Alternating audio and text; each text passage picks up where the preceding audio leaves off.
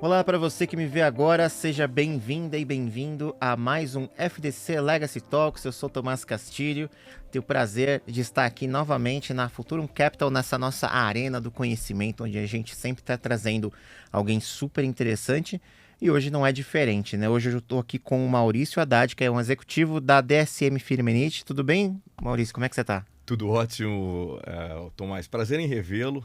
E um prazer enorme estar aqui com vocês hoje e vamos fazer aí essa conversa que agregue valor para todo mundo que vai nos ouvir depois, né? Vamos tentar bastante isso, né? Com certeza, com certeza. Muito bom te receber aqui, viu, Maurício? Obrigado mesmo por ter aceito o nosso convite. E nossa pergunta inicial sempre é trazer a tridimensionalidade do nosso entrevistado, né? Então, queria ouvir de você quem é o Maurício Haddad. Maurício Haddad. Bom, primeiro vamos lá com o nome, né? No meio desse Haddad tem um Miller, Maurício Miller Haddad, que ninguém sabe, mas vamos começar pelo começo. Nascido no interior de São Paulo, na cidade de Sorocaba, filho da dona Vilma e do seu Ademar, ou doutor Ademar, advogado e professora. E o Miller vem da minha mãe, descendente de alemães aqui, e o Haddad, escrito com A, vem do meu pai, descendente de libaneses. Então, assim, é uma mistura interessante, né? As coisas só acontecem aqui no Brasil, né? E o Maurício Haddad, ele residiu na cidade de Sorocaba, fez sua formação lá, fez o seu círculo social lá durante os primeiros 17 anos e depois partiu e nunca mais regressou. Apesar que eu tenho vínculos bastante grandes ainda, né? As raízes são muito importantes para a gente com a cidade, né? Eu fui estudar engenharia de alimentos na Unicamp, em Campinas. 5 anos maravilhosos, aliás, deveria ter ficado um pouco mais. E depois eu comecei a minha carreira. Na Bayer. Eles tinham comprado uma empresa de enzimas. Daí logo eu já fui para Visconti, que alguém aqui talvez vai lembrar dos panetones Visconti. Eu fui para a área de produção, aprendi muito lá e decidi que eu não era uma pessoa de produção. E logo entrei na Roche, a qual eu fiquei por 15 anos, não na área farmacêutica, mas justamente na área de nutrição humana. É a área que, como engenheiro de alimentos, é onde eu podia aportar e era a área que eu sempre gostei. E depois desses 15 anos, dentro desses 15 anos, parte dele, eu sempre tive um interesse muito grande em sair do país. E foi com a Roche que eu tive a minha primeira experiência internacional. Fui para o México. México, 4 anos em México e 2 filhos, meus queridos filhos Gabriel e Gustavo. Depois de lá fui para Singapura, gerenciar Ásia-Pacífico. Também uma experiência maravilhosa de 4 anos. Mais 5 anos eu voltei, daí não tive escapatória, tive que ir para a Suíça. 5 não, pensei que eram 5, funcionava até então. Fiquei 10 anos na Suíça. Depois mais 5 anos entre a Bélgica e a Holanda, na Casa Matriz de novo. E há 10 anos estou de volta aqui para a América Latina, tocando o negócio. O Maurício é uma pessoa emoção. Quando eu faço aquelas análises, a extroversão sai muito grande. E é uma pessoa que tem muita curiosidade. E é essa curiosidade que me levou aí pelo mundo afora a ter essas experiências, esses 21 anos fora, que me trouxeram onde eu estou hoje. E eu sou uma pessoa que eu acredito muito privilegiado e abençoado por ter tido essa experiência. Sensacional, Maurício. É interessante que você deu talvez você tenha dado o panorama mais claro e bem feito em 2 minutos aqui de todas as nossas entrevistas. E é interessante porque você tocou em vários pontos que nós vamos falar durante essa nossa conversa, né? Mas eu queria muito começar, assim, pelo começo mesmo dessa sua aventura corporativa que você começou a liderar aos 22 anos de idade, né? Na Visconti, inclusive, uma equipe de mais de 280 pessoas. Como é que foi assumir esse desafio em tão tenra idade? Ou você já queria ser líder nessa idade? Ou você começou a aprender a ser líder e, isso aqui é interessante nesse momento? Como é que foi essa experiência? É muito bacana poder contar agora, né? Mas eu tenho que confessar para você que naquele momento, com 22 anos, eu não entendia nada de gestão, de liderança. E eu me lembro de um dos meus gestores, né, italiano, Visconti, né, tem que ser italiano, né? Me disse assim, Maurício, jogamos você na piscina e você nadava ou moria. e a gente acabou tendo esse aprendizado, né? Normalmente eu digo que você aprende mais quando você erra, né? Que aí é onde você aprende, mas na verdade a gente não vai viver a vida inteira de erros. E foi assim para mim uma grande surpresa, né? Uma das oportunidades da minha vida que eu abracei. Eu sempre gosto de desafios. Não, na verdade eu não gosto de desafios, eu gosto de passar por eles, certo? Mas você só passa pelo desafio se você o tem. E me ofereceram essa posição, responsável pela fábrica de panetones. Num dos planos, eu não me lembro qual dos planos, cruzeiro, cruzado, não sei qual que era, mas em que o consumo no Brasil estava, e as oportunidades eram gigantescas, né? E com desafios enormes, né? Eu me lembro até das quantidades que ficaram muito gravadas na minha cabeça, que era de 1.500 toneladas, e no meio do caminho viraram 2.000 toneladas de panetone. Você pode imaginar que é muito panetone, né? E como é que você faz, né? A escola, você tem, como engenheiro, acho que a grande vantagem da engenharia é que ela ensina você a resolver problema. Essa mente assim que você consegue realmente entender racionalmente e até às vezes emocionalmente como é que você resolve um problema. Mas liderar pessoas não existia. Então eu fui aprender aí e tomar gosto pela liderança. E ali foi o começo para mim de entender que você, com pessoas, pode fazer diferença. Você trazendo as pessoas do seu lado emocionalmente, você faz a diferença. Mas, obviamente, eu tenho que dizer que eu cometi vários erros, obviamente, não tenho a menor dúvida. E não tenho nenhum problema em falar sobre isso. As pessoas olhavam para mim em 22 anos, o que esse moleque está pensando que ele está fazendo aqui? Então, foi eu diria assim, um amadurecimento boost, né? Rapidamente, e comecei a entender um pouco do que significava a liderança, né? E tem algumas coisas que, interessantemente, elas estavam dentro de mim e começaram a florar, e outras coisas que eu fui buscar mais conhecimento para entender e tentar me transformar no melhor líder. E, assim, até aproveitando para perguntar isso para você agora, quando você fala assim, a gente coloca você na piscina, você nada, você morre, mas a ideia de você, aos 22 anos, numa empresa que você vai liderar diretamente mais de 280 pessoas, essa piscina tem tubarões, tem piranhas, tem uma série de outros desafios ali, né? Você acha que nesse processo de desenvolvimento rápido como líder, né? Você tendo que assumir essa posição tão jovem, você perdeu alguma coisa no seu desenvolvimento? Algo que você precisaria ter maturado por mais tempo? Que você acha que foi uma oportunidade perdida por conta desse rápido desenvolvimento? Não, eu não acho. Eu acho que as oportunidades aparecem e a gente tem que abraçá-las. Quando as oportunidades que às vezes você vai buscá-las, às vezes elas aparecem, né? E eu com esse perfil de sempre estar em busca de desafios, né? Apareceu, e eu abreviei muito o meu conhecimento em tendo o que fazer. Obviamente, tendo o que fazer, né, eu não fiquei com os braços cruzados esperando vai vir uma luz divina e vai dizer você é um líder amanhã. Não, eu fui conversar com as pessoas, eu fui estudar por conta própria. Depois, durante esse período que eu estava lá, eu fui fazer um MBA, fui fazer um MBA com especialização em marketing. Está bravo em produção e fazer em marketing, que obviamente dentro do MBA você tem mais recursos, né? Mais recursos que para você aprimorar essa sua liderança. Então eu não acredito que foi para mim negativo, foi muito pelo contrário. Eu acho que foi uma super oportunidade e, aliás, assim, durante a minha carreira toda apareceram grandes oportunidades e que eu sem dúvida nenhuma agarrei.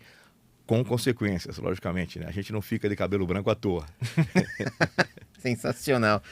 Olha, Maurício, estou pensando nesse começo de trajetória sua, assim, aos 22 anos, muito jovem. Eu, com 22 anos, estava preocupado com nota na faculdade, sabe? Com estágio, e você, nessa idade, você já estava assumindo uma responsabilidade como essa, né?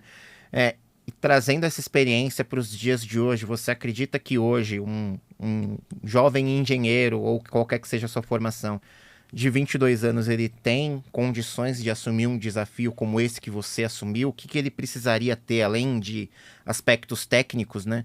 Que elementos que ele precisaria trazer para si e para o seu ambiente para conseguir assumir um desafio desses? Veja, eu acho que são dois aspectos. Um aspecto é do profissional jovem, que eu vou chegar nele, mas tem um outro aspecto da corporação, que é a aposta. Porque é uma Uhum. aposta. Na verdade, você está esperando para uma posição dessa uma pessoa com um certo calibre, com um certo conhecimento, que você vai minimizar os riscos, né? Então, assim, são as duas coisas. A primeira é isso, você ter oportunidades, que foi para mim um grande ensinamento durante a minha vida, para trazer pessoas que eu julgava, não somente a mim, mas toda a liderança que trabalhava comigo com potencial, e trazer esse famoso green chair, né? Você trazer a pessoa, vem para cá, eu quero extrair isso de você com um certo risco. Com relação a hoje, eu olhando para as pessoas de 22 anos, a resposta é sim, existe a possibilidade. Fácil? Não. Eu vejo que hoje existe uma tendência, obviamente que sempre existem pontos fora da curva, mas existe uma tendência as pessoas cadenciarem um pouco mais o seu Sim. ritmo do ponto de vista profissional, inclusive a tomar de riscos um pouco mais controlada. É uma tendência, mas eu acredito que as pessoas, os jovens que têm essa vontade interna, essa vontade de falar assim, não, eu quero passar por cima disso. Eu tenho que me superar, porque, afinal de contas, a satisfação vem da superação própria. Pelo menos esse foi o meu aprendizado. E eu acho que sim, tem a possibilidade de fazer. Logicamente, com os riscos associados e com as consequências que elas podem acontecer. Mas eu acho que, assim, existe a possibilidade, menos do que no passado, mas eu acho que existe sim. Até por uma questão de, às vezes, a gente tá em um ambiente que... Aí você me fala se eu tô certo, se eu tô errado, mas talvez hoje a gente está em um ambiente que é, às vezes, 2, 3 vezes mais competitivo por uma questão de termos mais pessoas capacitadas e com formação, tecnologias que nos apoiam também no desenvolvimento de pessoas, de organizações. Quando você faz esse paralelo, assim, de tempos de outrora, quando você era mais jovem e começou, e hoje, o que você vê de grande diferença, assim? A tecnologia mudou muito o nosso behavior, né? O nosso dia a dia, a nossa atitude. E eu acho que ela facilitou muito, por um lado. Por outro lado, as pessoas, como seres humanos, com capacidade não somente intelectual, mas intelectual e emocional, ficou mais difícil, né? O Uhum. ambiente está mais desafiante e também a zona de conforto ficou maior, né? Na época que eu fiz isso, eu não tinha a facilidade de chegar em casa, googar liderança, e tentar entender rapidamente o que Sim, significava liderança. Então, hoje facilita muito. Essa é a parte boa. A parte do desafio é que você se acomoda, porque é tão fácil. Por que eu vou querer trazer mais desafios para a minha pessoa, sim. onde a tecnologia está facilitando? Aliás, eu acho que isso é um grande risco para o futuro. Eu acho que a tecnologia ela tem trazido tantos benefícios, mas ela também traz riscos, que as pessoas normalmente não gostam de discutir. É uma discussão muito filosófica essa, tá? Sim. Mas eu acho que assim, você tem razão, o ambiente mudou muito de lá para cá. Isso vai trazer, por isso que eu digo que é possível, mas não é fácil de encontrar alguém para você ter esse tipo de comportamento hoje. Não, isso é muito legal. Eu não vou me estender nesse ponto, porque senão a gente ficaria aí os Totalmente, próximos 50 minutos, totalmente. né? Mas é muito interessante falar sobre isso. Mas eu queria voltar aqui para a sua carreira, Maurício, que você atuou na Bayer e na Rocha, a Visconti entre essas duas empresas. É, ambas empresas gigantes do ramo químico-farmacêutico, muito relevantes, organizações até hoje. É, alguma coisa nesses ambientes te inspirou para esse olhar ligado ao impacto social que você tem no seu trabalho, nas suas posições? Na verdade, quando eu tomei a decisão de fazer engenharia de alimentos, eu não tinha muita certeza exatamente o que eu queria fazer. Eu tratei de buscar por outro lado. Eu comecei a buscar o que eu não queria fazer. E a engenharia, como eu gostava e sempre gostei muito de números, muito dessa parte mais matemática, então a engenharia era um lugar que eu gostaria de fazer. Quando eu comecei a fazer engenharia de alimentos, era uma carreira completamente nova. Era uma carreira ainda nova que estava despontando, as pessoas não sabiam exatamente o que era engenharia de alimentos, se você projetava panela, o que você fazia exatamente, né? E nesse sentido, o que aconteceu? A minha entrada nessas 2 indústrias, né, indústrias de peso, escolas maravilhosas, eles foram parte da minha formação profissional. E, obviamente, a parte social, por eu dar continuidade muito mais na parte de nutrição, muito nutrição humana, muito nutrição animal, foi onde eu comecei a entender a necessidade de termos mais pessoas que possam fazer mais. Quando as pessoas perguntam para mim, o que você faz hoje? Eu sempre digo, eu não faço o suficiente. Eu acho que tem um mundo aí fora que precisa muito. E eu estando exposto a esse mundo e tendo contato, né, eu tive muito contato com as populações menos privilegiadas. E aí foi aonde começou a despontar em mim essa necessidade de fazer mais, de fazer alguma coisa que vai além daquele seu escopo profissional, que vai além daquele seu sonho de, olha, minha carreira, etc. Porque o mundo, né, eu falo essa frase, eu gosto muito dela, não dá para você dizer que você é uma pessoa de sucesso ou uma empresa de sucesso num mundo que está desmoronando. Então todos nós temos um pouquinho de responsabilidade disso. E foi exatamente aí com essas escolas, com a Roche, com a Bayer e mesmo na Visconti, que você trabalhando com nutrição, alimentação, é que você entende que um mundo sem comida é um mundo sem pessoas e é um mundo que não aparece. Sensacional, muito, muito bacana, porque a ligação quando você fala pra gente parece bastante óbvia, né? Assim, quando você vê o trabalho de organizações como essas ligados à subsistência humana, né? Seria muito interessante a gente pudesse ter essa maneira de fazer essas conexões de pontos até de uma maneira mais clara, dependendo de qual é o seu papel no mundo e na organização que você atua e como isso impacta diretamente na vida das pessoas, né? Totalmente.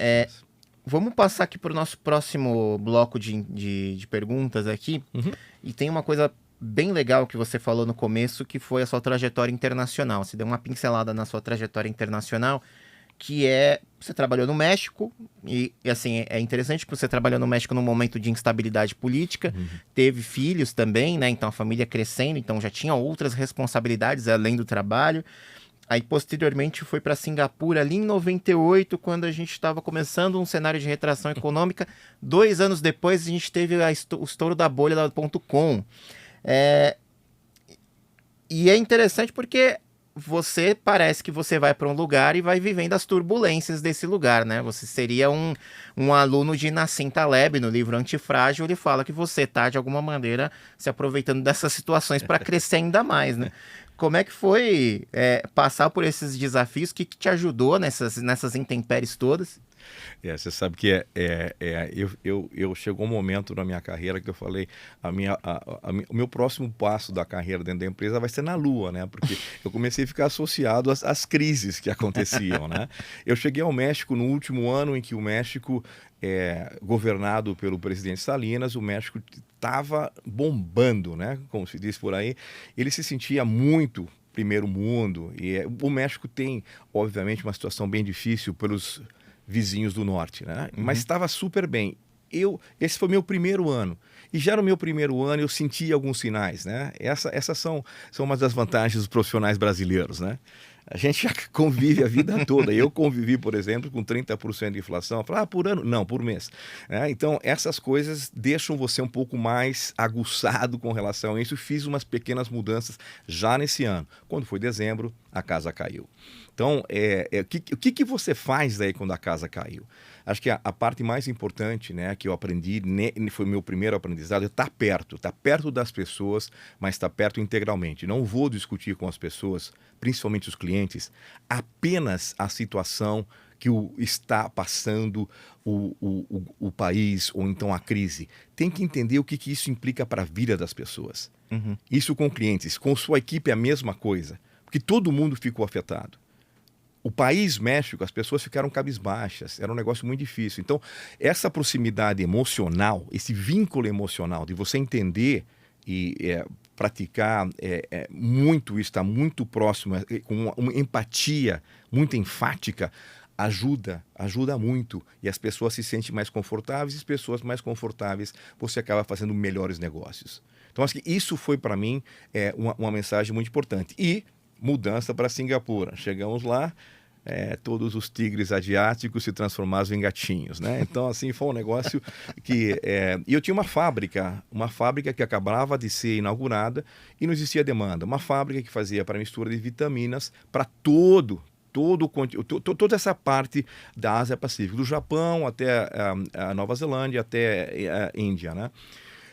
A mesma coisa, muita calma nessa hora, vamos entender e vamos estar presentes com as pessoas. Eu viajei muito durante as pessoas para entender, hoje a gente fala de dores, naquela época a gente nem sabia essa palavra, né? Sim. Então, assim, entender quais são as dores, como é que eu posso te ajudar, como é que nós mutuamente, num momento de dificuldade, podemos encontrar soluções criativas boas para você e boas para mim. E eu estou disposto de verdade, eu não estou fazendo uma história. E trazer propostas, obviamente não só ouvir, trazer propostas, estar preparado para entender como é que você passa por isso.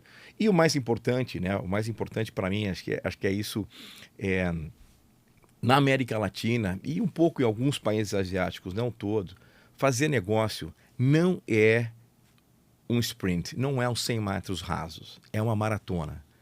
A partir do momento que você entende isso, você faz negócios mais sustentáveis e melhores.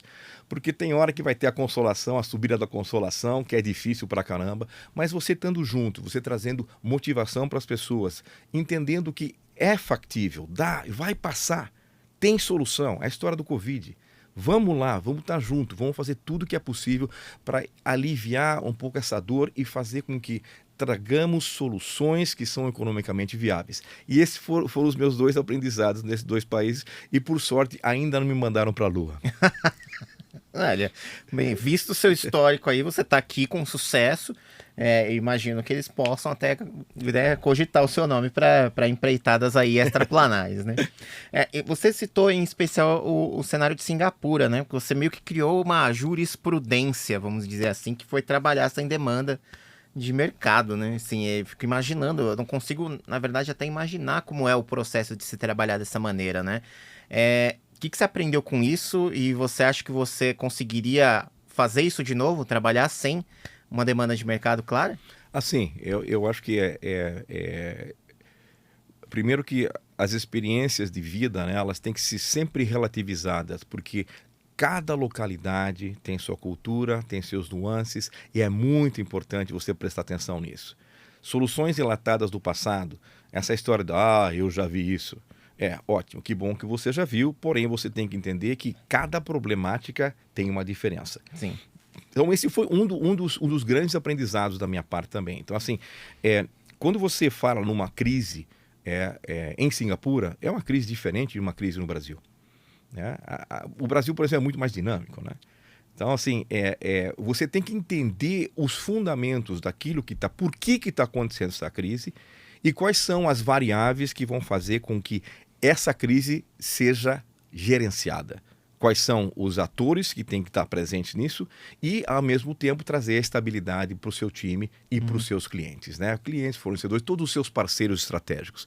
Então, isso para mim é um grande aprendizado e normalmente, quando você tem uma surpresa, uma crise, seja ela uma crise pequena, de uma hora, de um dia, a primeira reação é desespero.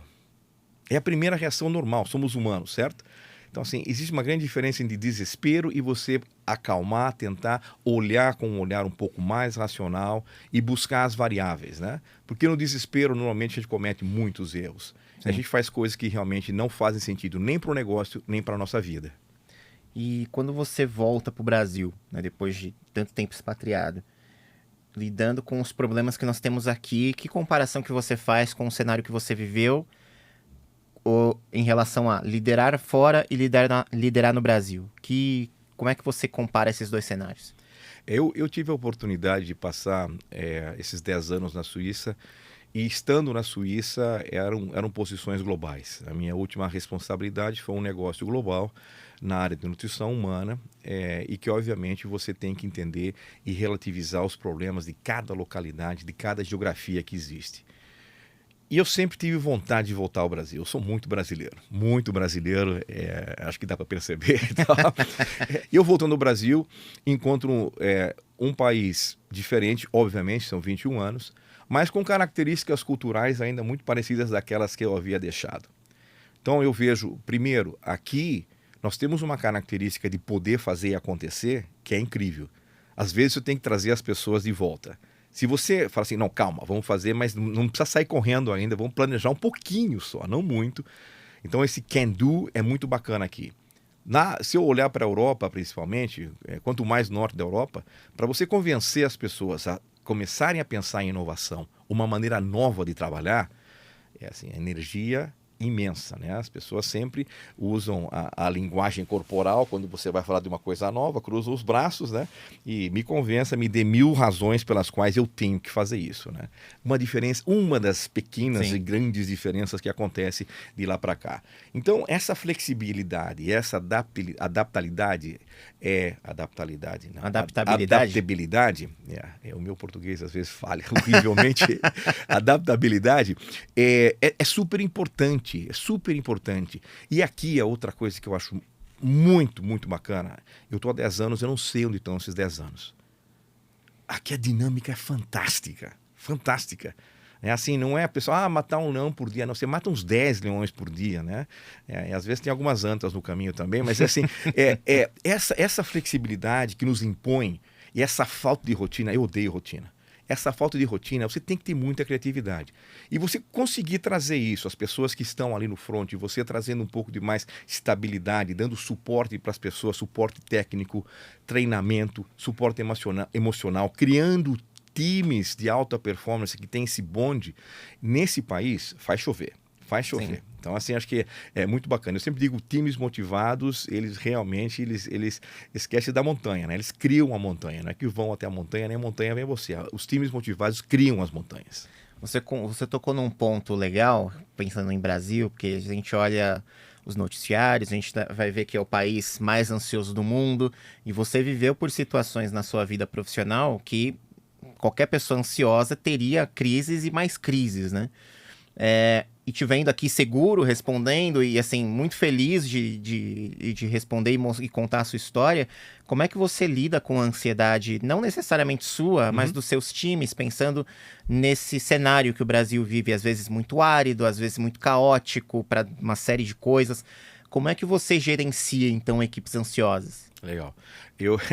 Na verdade, assim, nada melhor que um ansioso para gerenciar empresas e equipes ansiosas. Eu até inventei um termo que eu falo que eu sou um ansioso saudável. Eu acho que é muito importante você ter um certo grau de ansiedade. As pessoas que têm zero ansiedade, elas demoram muito a reagir, elas normalmente não têm aquela capacidade de proatividade, que eu acho super importante na vida e no trabalho. Então, eu acho que isso, juntado com a minha experiência internacional de diferentes culturas, traz um bom balanço, né? Então, assim, com as equipes que, às vezes, aqui no Brasil, com essa ansiedade, com essa vontade de correr, a gente traz uma maneira elegante, uma maneira, obviamente, né? Eu estou entrando numa nova fase agora da minha vida, /carreira, e eu recebi muita retroalimentação, de falar assim, puxa vida, vão sentir muita falta da sua inspiração, da maneira como você trata as pessoas, etc. e tal, que eu acho isso fundamental. Você trazer isso para perto, você falar com o coração das pessoas. Todo mundo tem um botãozinho emocional, mas é difícil de encontrar. Quando você consegue atingir isso, essa conexão, as coisas mudam de figura. Então, a ansiedade você modula, mas não mata. Porque um time sem ansiedade, um time que não tem vontade de fazer as coisas acontecerem, também não funciona. Totalmente concordo contigo. Bom, vamos falar um pouco então da organização que você está deixando nesse momento um grande legado, que é a DSM Firmenich. Qual que é o trabalho desenvolvido pela empresa? Acredito que muita gente que está assistindo não conhece especificamente o que ela faz. Queria que você falasse um pouco do trabalho e como é que ela afeta positivamente a nossa vida. Bacana. Bom, primeiro eu queria agradecer a você e queria agradecer a todo mundo que está nos ouvindo, que são os nossos consumidores, nossos clientes. Muito obrigado. E daí a pergunta é, como assim? Bom, quem hoje pela manhã acordou, normalmente alguns de vocês escovou o dente, né? Espero que quase todos. Nosso produto está lá dentro. Tem algumas pessoas que gostam de tomar banho. O sabonete, o shampoo, nossos produtos estão lá dentro. Daí você vai tomar um café, pão, normalmente você tem pão, margarina e tal, nossos produtos estão lá dentro. Aí chega na hora do almoço, se der certo, se der tempo, né, nessa vida louca da gente, você vai comer um bifão, aquele bife maravilhoso, tem nosso produto lá dentro. Então, o que é a DSM Firmenich, que é uma das maiores empresas mundiais que você jamais ouviu falar? Nós trabalhamos na área de nutrição, saúde e beleza. O que significa isso? uma companhia de negócio para negócio, né, no jargão B2B, onde nós temos clientes que atuam na área de beleza. Então, por exemplo, talvez você não, mas você sim, passou um creme hoje de manhã porque você estava preocupado com a proteção solar. Nós temos a base da proteção solar. Você passa no free shop, leva aquele perfume bacana, a fragrância é nossa. E pessoas cheirosas são pessoas muito mais produtivas, pode acreditar. Então, é isso que nós fazemos. Somos os maiores produtores de vitaminas do mundo. Mas as vitaminas, não vitaminas com as marcas. Temos algumas marcas, às vezes, incipiente. Produzimos o ômega 3, o óleo de peixe, que não é mais óleo de peixe. Com a nossa inovação, se transformou um óleo que vem através da fermentação das algas, que tem propriedades beneficiosas num amplo aspecto com relação à saúde. E na área de nutrição animal, nós temos, por exemplo, existe uma marca muito forte para quem tem fazenda de gado de corte e gado de leite, que é a marca Tortuga. Há mais de 12 anos atrás, nós adquirimos essa marca, uma empresa fantástica, de origem familiar, e que traz minerais especiais, juntamente com outros ingredientes para a nutrição animal, que fazem o animal ter uma performance muito melhor.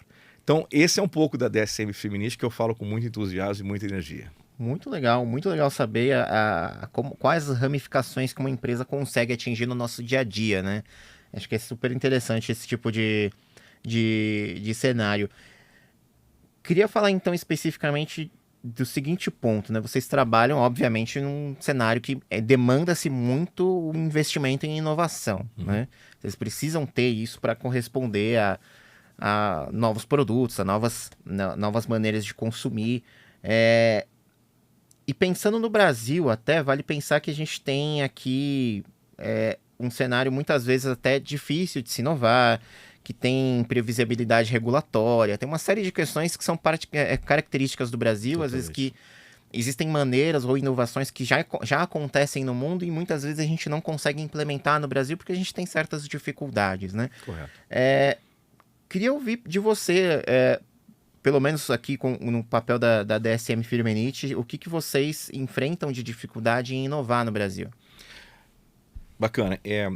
A DSM Firmenich tem no DNA duas coisas muito importantes. Uma que é a inovação baseada em ciência, e essa inovação não é apenas trazer novos ingredientes, novas moléculas, mas também entender o que essas moléculas podem trazer de melhor. E a outra coisa é a sustentabilidade, que hoje a gente fala muito de ESG, etc., mas há mais de 20 anos atrás a DSM já se preocupava com isso e trabalhou muito nisso. Então, eu uso uma palavra que é inovabilidade, que é a misturança de inovação com sustentabilidade. E é isso o nosso DNA. Tudo que a gente faz tem que estar atrelado a alguma coisa que traga um mundo melhor. E, obviamente, tem que gerar negócio. Sim. O que eu digo é fazer bem fazendo bem. Então, você não pode, uma coisa talvez soe um pouco clichê, mas para mim é muito claro isso. Não dá para você fazer inovação enlatada. Você tem que entender, mesmo que a inovação seja uma inovação global, você tem que entender as nuances. Eu estava recentemente num evento de branding em que se falava muito disso, né, das empresas multinacionais, como elas entendem o mercado brasileiro e como fazem acontecer no mercado brasileiro com algumas coisas que são peculiares para você ter sucesso aqui. E eu normalmente digo que eu prefiro pedir perdão do que pedir permissão. Então, assim, a gente faz alguma coisa para que as coisas funcionem. Eu vou dar um exemplo para você, para aterrissar, né, para sair um pouco da teoria. 20 anos de pesquisa e a DSM Firmenich lançou há 3 anos atrás uma molécula, um ingrediente para a nutrição animal de gado de leite e gado de corte. E essa molécula é uma molécula revolucionária que, quando adicionada à ração, ela diminui em pelo menos 30% a emissão de gás metano, que é um dos grandes problemas que nós temos na atmosfera.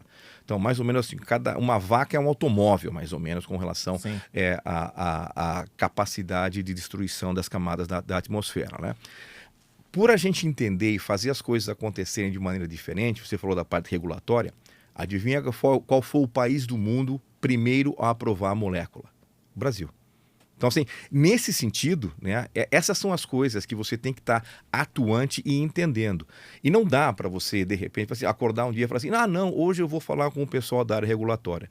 Não, você tem que desenvolver uma relação com eles e entender o que você pode aportar e não somente entrar naquela de eu vou pedir para você.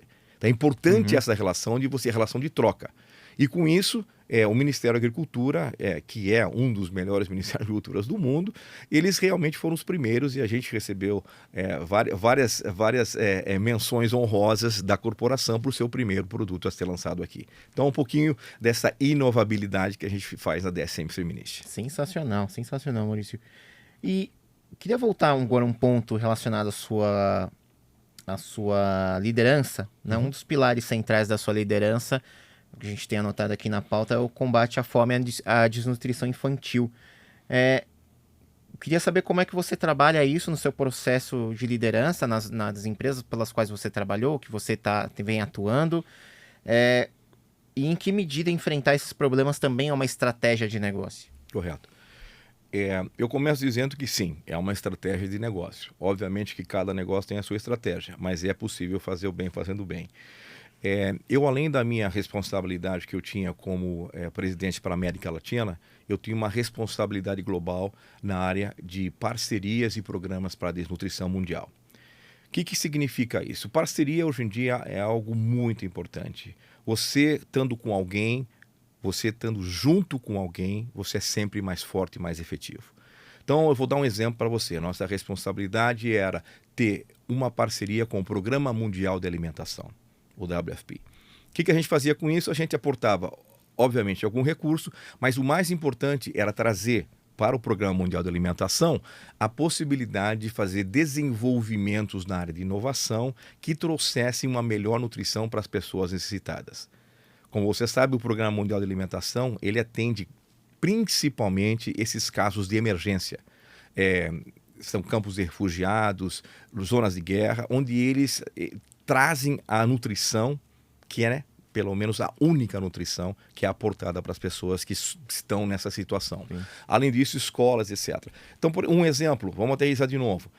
Nós desenvolvemos com eles uma fórmula à base de milho e soja, mas fortificada, enriquecida com minerais e vitaminas que são essenciais para o desenvolvimento motor, para o desenvolvimento cognitivo das crianças. E isso fez com que toda essa população atendida recebesse não somente um boost proteico energético, mas um boost de micronutrientes, acabando com a fome oculta. Então, isso, juntamente com eles, nós atendemos mais de 40 milhões de pessoas no mundo. E esse tipo de parceria, isso é uma maneira que nós atuamos. E a outra maneira são modelos de negócio, outra vez, falando de parcerias, que atuam diretamente para você diminuir, pelo menos, essa situação de insegurança alimentar que acontece em todo o mundo, onde o Brasil, infelizmente, não é uma exceção. Sim, com certeza. E pensando nesses pontos de segurança alimentar, insegurança alimentar, combate à fome, desnutrição infantil, que projetos que mais te orgulham na sua carreira de você ter implementado ou participado? Não, tem bastante. Eu acho que assim, eu posso citar para você dois. Um no Brasil, um fora do Brasil, com essa minha responsabilidade global. Que eu fui por alguns anos também presidente da América Latina e do continente africano. E em Ruanda, hoje está fazendo quase 10 anos, nós fundamos uma empresa chamada Africa Improved Foods. Essa empresa é uma joint venture da DSM Firmenich, juntamente com o governo de Ruanda e bancos de desenvolvimento da Holanda e o Banco Mundial. O que foi feito? Foi investido mais de 90 milhões de dólares para se fazer uma nova empresa e essa empresa produzir esse mesmo alimento que eu falei para você do Programa Mundial de Alimentação, produzido localmente, com matéria-prima local, com pessoas da região, para ser entregue em todo o leste da região africana. Chamado Super Cereal Plus. E com isso a gente fez com que primeiro que dentro do país de Ruanda, a desnutrição diminuiu mais de 10%. Então, assim, um impacto relevante, um estudo de mais de 5 anos. E na região também. Então, o que a gente fez? Não apenas uma empresa que está lá, uma joint venture, mas que trabalhou em todo o ecossistema. Nós garantimos para os produtores e demos aos pequenos agropecuários do local, de Ruanda e dos países vizinhos, garantimos que a gente ia comprar o produto deles e ajudamos a criação de cooperativas. E, ao mesmo tempo, produzimos utilizando essa matéria-prima local e trazendo para a população carente esse produto. Então, esse é um exemplo que eu sou muito orgulhoso. Vai lá, africaimprovefoods.com. E o outro exemplo que eu queria dizer para você é aqui, que está muito perto do meu coração, um projeto que nós começamos há mais de 6 anos atrás, chamado Projeto BEN, Projeto BEM, Bem-Estar e Nutrição, que traz como o centro principal o ovo. O ovo é uma proteína maravilhosa, comprovadamente, né? Principalmente para mulheres gestantes e em lactação. O ovo é um alimento muito completo, não só do ponto de vista de proteínas, mas também dos minerais e vitaminas. O que nós fizemos? Nós, baseados na nossa experiência na África, nós implementamos aqui em bolsões onde existe desnutrição um exemplo de como é que o ovo pode ser trazido para a população carente. Mas, de novo, não só fazer a doação de ovos. Nós trabalhamos, de novo, end-to-end no ecossistema. Encontramos um hub que produzia uma ração e que poderia distribuir às galinhas poedeiras. Aí fomos falar com os pequenos agricultores, eles se transformaram, eles começaram a ser fazendeiros, pequenos fazendeiros de ovos. Esses ovos foram distribuídos na comunidade ao redor deles, eles passaram a alimentar sua própria família com ovos. Na merenda escolar, as prefeituras também atuaram nesse projeto, e hoje nós temos mais de 20 pequenos fazendeiros trabalhando nisso, continua crescendo. Uma cooperativa tomou agora toda a responsabilidade. Então, fomos lá, não entregamos o peixe, nós ensinamos a pescar. Então, isso para mim é comunidade em Rebouças, aqui no Paraná, e a gente está, juntamente com a Fundação Dom Cabral, tentando, pelo menos, escrever alguma coisa sobre isso, para que não seja, que sirva de exemplo, que sirva de motivação, que todo mundo pode fazer alguma coisa. Sensacional, muito interessante mesmo. E eu acho que isso é talvez o principal legado que você vai deixar para o mundo. Você acredita que seja esse tipo de ação que você tem ajudado a afirmar no Brasil e no planeta? O que você acha que vai ser a sua principal pegada, assim? Eu acho que legado é uma palavra bem fácil de pronunciar, mas difícil de você construir. Eu tento o máximo e vou nesse novo etapa da minha vida devolver todas as coisas que eu fui privilegiado durante a minha carreira. Obviamente eu lutei por elas, mas eu acho que me sinto uma pessoa privilegiada e gostaria de retribuir um pouco. Então, seja com conhecimento, seja com alguma maneira de que eu traga tudo isso que eu vivi durante esses últimos 62 anos da minha vida, trazer de volta para as pessoas conhecimento, trazer nutrição, trazer soluções que são adaptadas a cada local. Não existe one size fits all, não dá. Um sapato que tem o número 35 não vai caber num pé de 42. Você sempre tem que estar entendendo como é que você faz o sapato adequado para aquele. E o meu legado, se eu puder, é fazer acontecer isso. E eu tenho outros 2 legados chamados Gabriel e Gustavo, que são meus filhos. Eu espero que eles continuem carregando essa bandeira, mas o meu legado principal realmente seria continuar batalhando para que as pessoas nesse planeta tenham uma melhor qualidade de vida. Sensacional. Maurício, a gente vai chegar para o final da nossa entrevista aqui. A gente chegou no último bloco. E vamos falar então aí, depois de 4 décadas de DSM Firmenich, você está passando o bastão agora, né?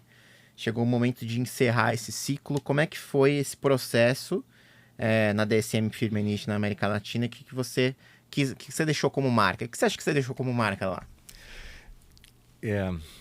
Eu acho que me orgulho de muitas coisas, né? Eu me orgulho primeiro desses projetos, mas não só isso, o nosso negócio em si, em todos, abrangemos sempre sustentabilidade. Trabalhamos muito pensando não só como a empresa em si ela executa a sustentabilidade, mas como os nossos negócios giram em torno de sustentabilidade. Sim.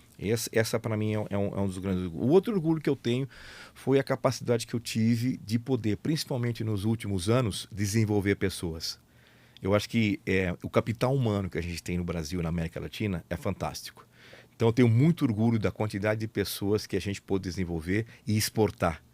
A gente exporta muita coisa aqui, mas a gente tem muita capacidade humana para exportar e eu consegui exportar muita gente, fazer com que esse desenvolvimento das pessoas trouxessem a elas felicidade e trouxessem um melhor negócio e, obviamente, poder passar essa responsabilidade de que não é apenas a sua profissão.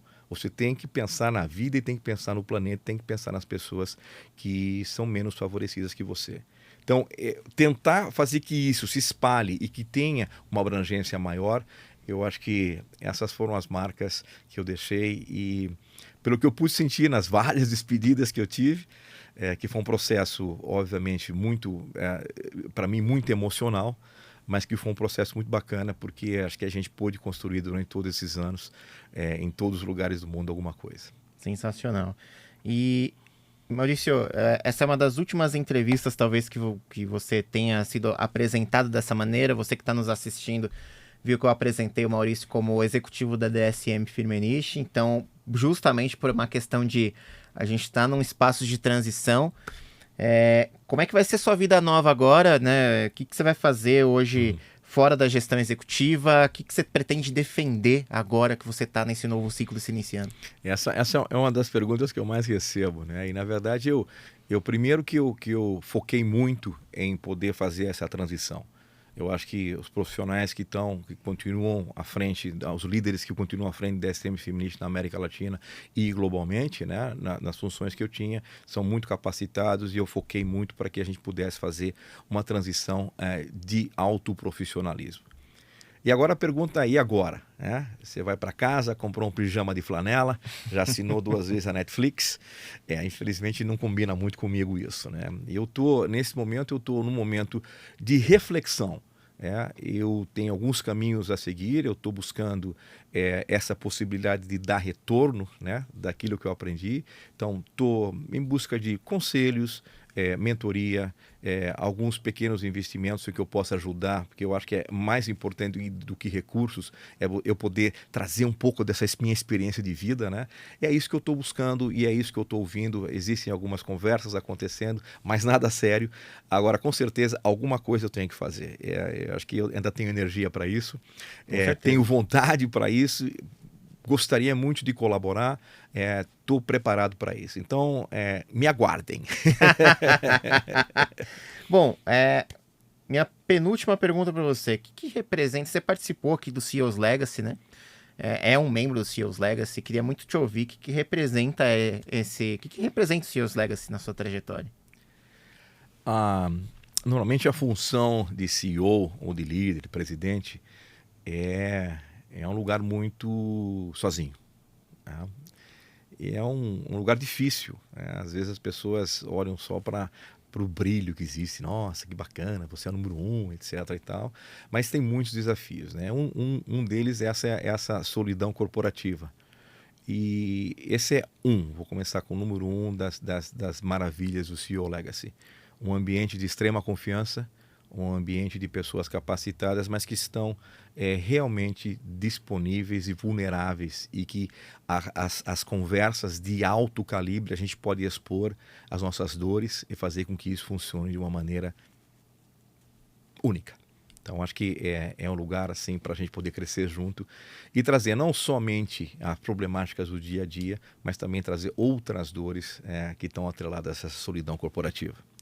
A outra coisa é você realmente ter oportunidade de ouvir de pessoas algo que se no dia a dia a gente está muito pressionado com a performance, está muito pressionado com o nosso time e tal, mas você parar, fazer essa parada no meio do caminho para poder refletir de você como pessoa e aquilo que eu sempre digo, o que você está fazendo, né? Como é que você está ajudando um pouco? Como é que você faz que esse seu legado seja algo que você sinta orgulho dele? Algo que as pessoas vão falar quando estiver deitado na caixa de madeira, o que as pessoas vão falar de você, né? Então, acho que isso é muito importante, a reflexão.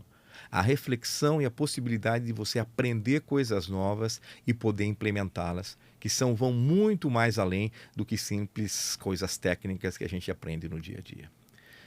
Então, e o terceiro para mim é assim, esse networking, né? Esse networking que você acaba fazendo aquilo que eu gosto muito, que são parcerias, né? 1 mais 1 sempre é 5 ou 7, né? Essa sinergia sempre acontece.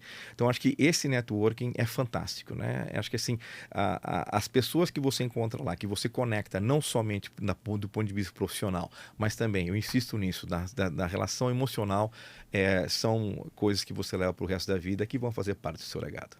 Muito legal, Maurício. Eu queria muito te agradecer por estar aqui. Vou pedir recomendações ainda para você, mas tem uma frase que você falou, inclusive durante aqui a nossa entrevista. Vou pedir, se for possível, para você que estiver editando aqui da nossa equipe, colocar essa frase em destaque de novo, que é uma frase de placa, né? Para a gente colocar numa placa. Não dá para ser uma empresa de sucesso em um mundo que está desaparecendo. Achei super legal isso que você falou. E como é que isso significa? Em que momento que você lapidou isso, que você chegou a essa conclusão na sua carreira? O que você aprendeu que te chegou a essa frase? Eu acho que isso foi uma contribuição de muitos fatores, né? Não foi um dia que eu acordei e falei, poxa, uma coisa importante é isso. Eu acho que durante as minhas experiências, principalmente experiências de campo, quando você vai e as pessoas falam assim, não, eu tive experiências na África, né? Experiências realmente que marcam, né? As pessoas não têm ideia, nós não temos ideia do que isso significa, né? Mas na verdade assim, você não precisa ir para a África, né? Na verdade você dando uma volta aqui nos subúrbios, ou nas comunidades, aqui mesmo em São Paulo, você entende que a vida tem tons, tem cores diferentes, né? Então acho que isso, com o meu desenvolvimento pessoal e profissional, chegou um momento que eu falei, puxa vida, é praticamente impossível você falar assim, olha para mim, olha que bacana, olha que orgulho que eu tenho de mim mesmo, quando você está num lugar que está desaparecendo. E nós vivemos isso um pouco, eu acho que assim, durante o Covid, esse sentimento da incapacidade do ser humano frente a alguns desafios que a gente nem conhece ainda. Então, acho que vamos botar um pouco o ego de lado, vamos pensar um pouco maior, pensar um pouco mais na comunidade que a gente vive, e foi aí que surgiu isso. Eu acho que eu tentei resumir, e não dá realmente para fechar aqui, não dá para você se chamar de uma pessoa de sucesso, não dá para você dizer que é uma empresa de sucesso no mundo que está desaparecendo. Muito legal, Maurício. Antes da gente finalizar, queria que você desse recomendações pra gente de livros, de filmes, de viagens, de coisas que você acha interessante, que as pessoas que estão nos assistindo deveriam também aproveitar. Eu sou um apaixonado por viagem, né? Bom, minha história de vida já diz isso. E por esses 21 anos que eu morei fora, meus filhos hoje moram fora. Quer dizer, eles nunca... Você fala assim, mas eles saíram do Brasil. Não, eles nunca moraram no Brasil, né? O mais novo morou um pouco. Então, viagens, se eu puder recomendar, viagem. Não vou dizer para onde, eu acho que cada um tem um negócio muito pessoal. Eu acho que procure entender o que faz você feliz, e não tanto ir na moda. A gente fala assim, você não foi para lá, tem muito disso, né? Comparativo, né? Você não foi para lá, eu falo, não fui, não gosto, não gostei, etc. Não porque todo mundo gosta, eu tenho que gostar. Então, acho que viagens é muito importante viajar. A gente sempre aprende muito com as viagens. E esteja aberto quando você viajar para você entender as culturas, né? Tente realmente ver se consegue falar o idioma ou pelo menos algumas palavras. Vai buscar a comida do lugar, vai buscar um pouco da cultura do lugar. Eu acho que para mim esse é o grande aprendizado. O mundo é muito maior do que a gente tem dentro de casa. Bom, Maurício, eu queria muito te agradecer por estar aqui com a gente, ter nos ensinado bastante nessa nossa conversa. Você gostou de estar aqui com a gente? Não gostei, eu adorei estar aqui com você, foi muito bom revê-lo, esse bate-papo, a gente poder contar um pouco, né, olhar para trás assim e refletir, porque a gente não faz muito isso, né? As suas perguntas me reverteram a lugares interessantes e eu tenho, obviamente, a expectativa que isso agregue valor às pessoas que porventura vão assistir. Espero que as pessoas assistam, não somente gostem, mas que tirem alguma coisa disso, né? Não estou aqui para ensinar, mas estou aqui para fazer que as pessoas reflitam e busquem por seu próprio caminho, seu próprio legado. Sensacional. E você que está nos assistindo, muito obrigado também por estar aqui com a gente, por estar assistindo esse episódio. Se você ainda não ouviu ou não viu os outros episódios dessa série, acesse o sejarelevante.fdc.org.br, que tá tudo lá, todas as nossas conversas, as que foram esta aqui e as que virão ainda também, vocês vão conseguir acessar lá no site. E muito obrigado a você que esteve aqui nesse momento, um grande abraço e até a próxima. Tchau, tchau. Olá, eu sou o Tomás Castilho, apresentador do FDC Legacy Talks, uma iniciativa do CEOs Legacy composta por líderes empresariais e capitaneada pela Fundação Dom Cabral para a construção de ações relevantes e sustentáveis para a sociedade, empresas e meio ambiente. O FDC Legacy Talks é uma parceria com o Futurum Group, gestora de capital e hub de inovação de atuação global, que conta com estrutura de ponta para empresas, investidores e empreendedores.